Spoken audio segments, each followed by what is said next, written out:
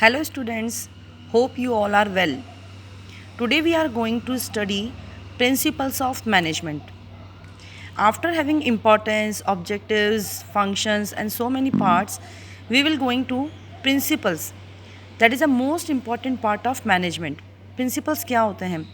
Principles होते हैं एक सिद्धांत, एक ऐसी गाइडलाइंस होती हैं जो कि किसी भी कार्य को करने से पूर्व उसके लिए दिशा निर्देश, उसके लिए एक सिद्धांत, एक रोड पाथ प्रोवाइड करती है. It is a fundamental statement providing a guide to thought और एक्शन.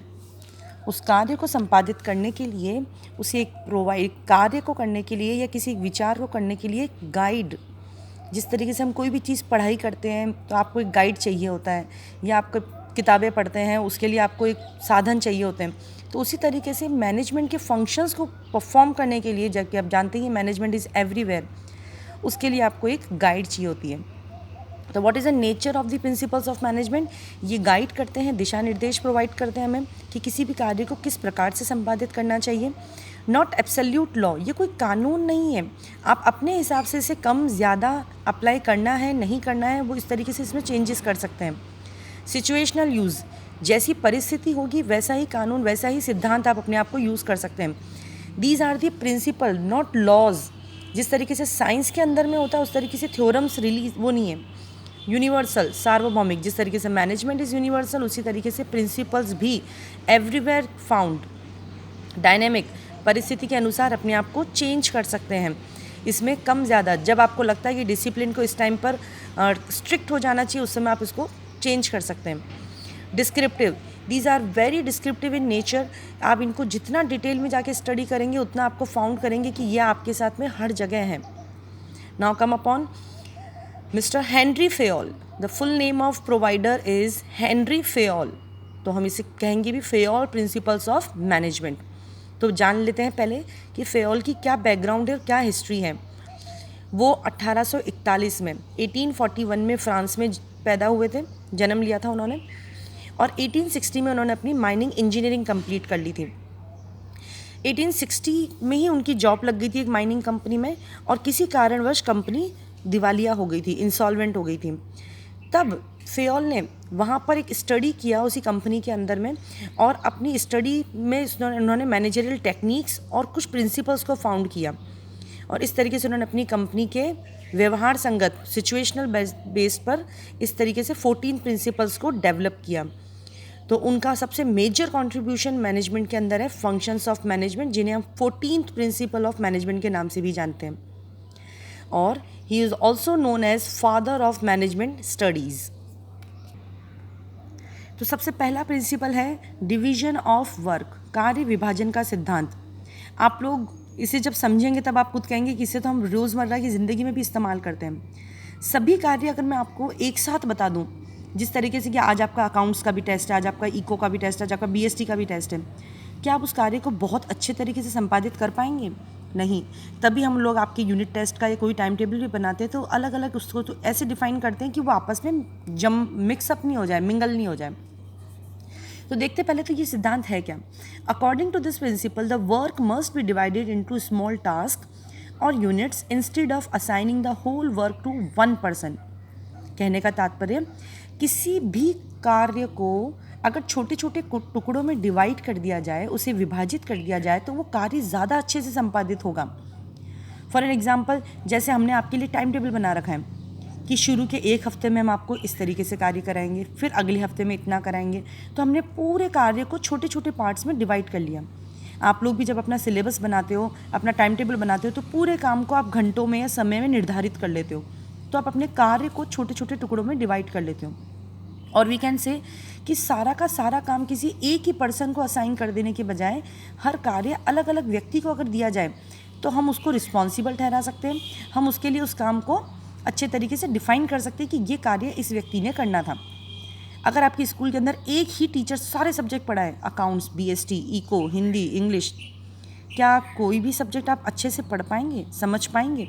नो. जैसे फॉर एग्जांपल मैं अगर बताती हूँ कि किसी एक कंपनी के अंदर में या किसी एक व्यवसाय में एक ही पर्सन है जो कि प्रोडक्शन का काम भी देखता है, उत्पादन का काम भी देखता है, माल परचेज़ करके लेके आना, उसको बनाना, फिर वो उसको बेचने का कार्य भी खुद देखता है, मार्केटिंग करता है, उसकी एडवर्टाइजिंग वगैरह सारे काम वो देखता है, और अकाउंटिंग कैश से डीलिंग भी वही करता है।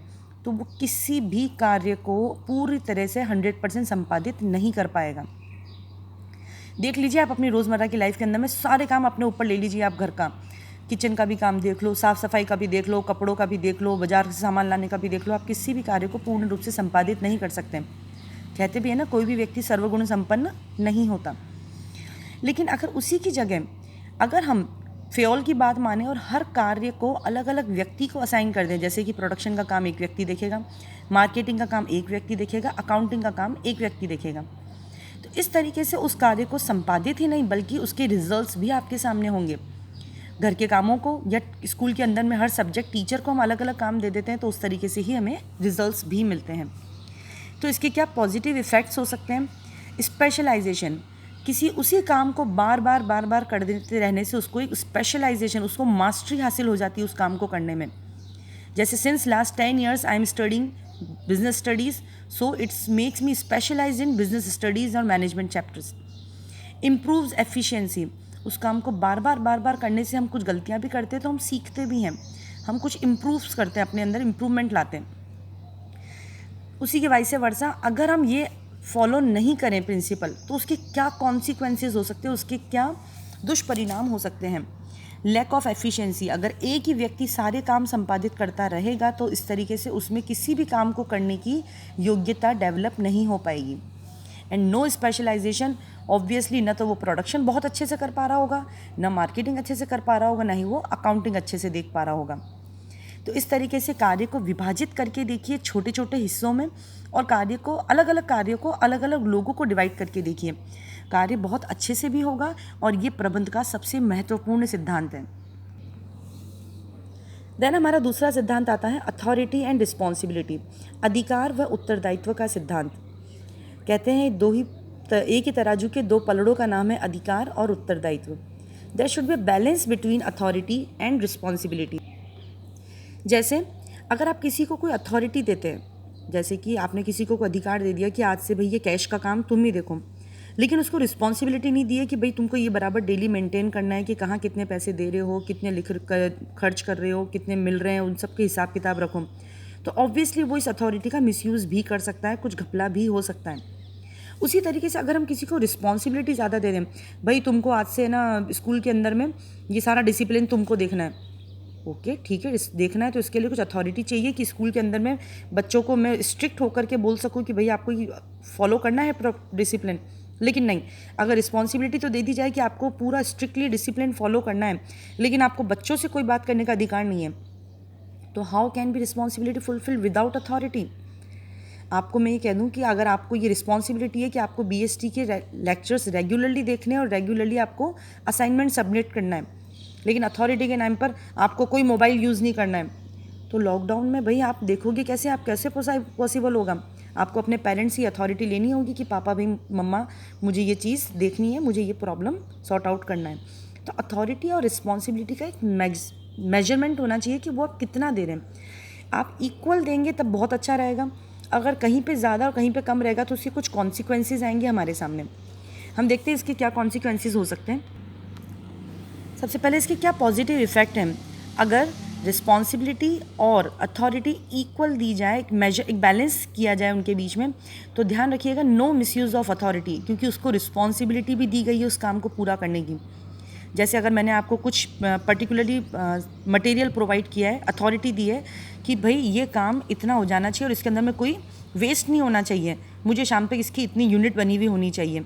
ऑब्वियसली मैंने आपको अथॉरिटी के तौर पे वो सामान दिया और रिस्पॉन्सिबिलिटी दे दी कि आपको इतना उससे बनाना है, तो ऑब्वियसली आप उसमें कुछ वेस्टेज नहीं करेंगे और आपका कोई अथॉरिटी का मिसयूज़ भी नहीं होगा। और रिस्पॉन्सिबिलिटी, शाम तक आपको वो काम बना करके देना है, मुझे कंप्लीट करके देना है। देन अगर हम इस अथॉरिटी और रिस्पॉन्सिबिलिटी को बैलेंस करके नहीं चलेंगे तो उसके क्या कॉन्सिक्वेंसेस हो सकते हैं। सबसे पहला फर्स्ट, डिले इन वर्क। जब अथॉरिटी दे दी और कोई रिस्पॉन्सिबिलिटी नहीं है तो कोई काम की कोई परवाह नहीं, कभी भी हो जाएगा। लेकिन अगर मैंने शाम तक का आपको टाइम दे दिया है तो आपको शाम तक वो करना होगा। जैसे मैं रेगुलर असाइनमेंट देती हूँ, उनके लिए टाइम देती हूँ कि कभी 24 आवर्स, कभी 7 डेज़, तो आपको पता है कि 7 डेज़ में मुझे ये काम कंप्लीट करके देना है। मिसयूज़ ऑफ अथॉरिटी, हो सकता है अगर आपने ज़्यादा अथॉरिटी दे दी है और रिस्पॉन्सिबिलिटी बिल्कुल नहीं दी है या कम दी है तो वो अथॉरिटी का मिसयूज़ कर सकता है। जैसा भी बताया था कि किसी पर्सन को अगर आप अकाउंटिंग का दे दो, कैश का भी सारा संभाल दो उसको कि भाई सारी अथॉरिटी तुम्हारे पास में, और कोई रिस्पॉन्सिबिलिटी नहीं कि कोई अकाउंट्स मेंटेन नहीं करना है, आपका कोई अकाउंट चेक करने नहीं आएगा, तो वो इस अथॉरिटी का मिसयूज़ कर सकता है, कोई घोटाला या कोई स्कैम हो सकता है। Over burden with work due to excess responsibility, अगर आपने उसको अथॉरिटी कुछ नहीं दी और सिर्फ रिस्पॉन्सिबिलिटीज़ ही प्रोवाइड कर दी हैं तो ऑब्वियसली वो वर्क लोड के अंदर में दब जाएगा। तो इस तरीके से अथॉरिटी एंड रिस्पॉन्सिबिलिटीज़ के बीच में बैलेंस मेंटेन रहना चाहिए। थर्ड और बहुत ही रोज़मर्रा की ज़िंदगी में काम आने वाला सिद्धांत, प्रिंसिपल ऑफ डिसिप्लिन, अनुशासन का सिद्धांत। अनुशासन जैसा कि आप अपनी लाइफ में रखते हैं, हम हमारी लाइफ में रखते हैं। It is defined as code of conduct. Code of conduct कहते हैं आचार संहिता को। आचार संहिता का मतलब एक ऐसा फ्रेमवर्क जिसके दायरे में रह के हमें काम करना होता है। क्या स्कूल में एंटर होने के बाद में आप बार बार बाहर निकल सकते हो? नहीं, कोड ऑफ कंडक्ट है भाई, रूल से ही ऐसे कि एक बार एंटर होने के बाद आप बार बार इस तरीके से खुले में बाहर बिना परमिशन के नहीं जा सकते हैं। Rules and regulations, clear and fair agreements, meeting commitment at all level, application of penalties for disobedience of the rules. देखिए ध्यान से, कोड ऑफ कंडक्ट आपको मैंने बताया एक आचार संहिता का पालन करना होता है, एक रूल्स एंड रेगुलेशन को फॉलो करना होता है, क्लियर एंड फेयर एग्रीमेंट्स, जिस तरीके से आपको शुरू में बता दिया जाता है कि भैया इस स्कूल के अंदर यहाँ पर ये चीज़ है, यहाँ ये चीज़ है, ज़्यादा आपस में लड़ाई झगड़ा मारपीट नहीं करनी है, एक अरेंजमेंट है, असेंबली है, उसके बाद क्लासेस हैं, क्लासेस आपको बंक नहीं करनी है। तो इनको हर लेवल पे आपके लिए रूल्स एंड रेगुलेशन डिसिप्लिन अलग हैं, टीचर्स के लिए अलग हैं, अदर स्टाफ के लिए अलग हैं। अगर आप ये रूल्स फॉलो नहीं करते हो तो वहाँ पर के लिए पेनल्टीज़ भी हैं, तो ही अनुशासन फॉलो हो पाएगा। अदरवाइज़ मैं कह दूँ कोई पेनल्टी नहीं है, ठीक है आप रूल्स तो फॉलो कर लो, लेकिन अगर आप उनको रूल्स को ब्रेक करते हो तो आपके लिए कोई पेनल्टी नहीं है, तो आप इजीली ब्रेक कर लोगे, बोले कोई पेनल्टी तो है नहीं, पेनल्टी के तौर पे फिर रूल्स को बाइंड किया जाता है। It must be followed at all levels, superior as well as subordinate. ये इक्वालिटी का जो प्रिंसिपल है वो बाद में आएगा, लेकिन जिस तरीके से जो रूल सबॉर्डिनेट पे है वही सुपीरियर के लिए भी होना चाहिए।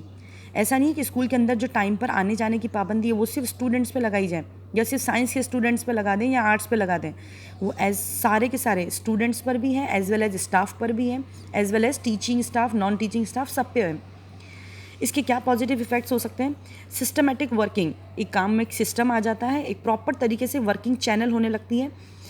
इम्प्रूव्स एफिशिएंसी, जब सब लोग डिसिप्लिन में रहेंगे तो काम अपने आप ज़्यादा अच्छे से हो पाता है, कार्य में क्षमता बढ़ती जाती है। बट अगर डिसिप्लिन को फॉलो नहीं किया जाए तो इसके कॉन्सिक्वेंसेस हो सकते हैं, डिसऑर्डर, काम में डिसऑर्डर हो सकता है, कन्फ्यूजन क्रिएट हो सकता है, क्योंकि भाई जब हमको डिसिप्लिन ही नहीं है तो सब जगह यहाँ पे मिंगल हो सकती है सारी चीज़ें। वेस्टेज ऑफ रिसोर्सेज, ज़्यादा से ज़्यादा लोग रिसोर्सेज को वेस्ट करने की सोचेंगे क्योंकि भाई कोई रूल्स एंड रेगुलेशन तो है नहीं। एंड डिले इन वर्क, काम में ढिलाई हो सकती है, काम में देरी हो सकती है क्योंकि डिसिप्लिन नहीं है। अब हम लोगों को जैसे कोई भी कोर्स या सिलेबस अक्टूबर तक कंप्लीट करा के आपको नवंबर में रिवीजन लेना होता है, पर अगर रूल्स एंड रेगुलेशन नहीं बने हो तो मैं उस सिलेबस को जनवरी फरवरी तक ले जाऊंगी, फिर आपका रिवीजन कब होगा? तो इसी तरीके से कार्य को समय पर संपादित करते चलेंगे तो ये सब चीज़ें होती जाएंगी। इस पार्ट में हम लोग तीन प्रिंसिपल्स पढ़े हैं। First, division of work, second, authority and responsibility, and third, discipline. आप इसका एक शॉर्ट फॉर्म याद रखेंगे, DAD, dad, authority, division of work, authority and responsibility and discipline. तो ये तीन प्रिंसिपल्स आज हमने अच्छे से पढ़े, बाकी के रिमेनिंग प्रिंसिपल्स हम लोग सेकेंड पार्ट में पढ़ेंगे।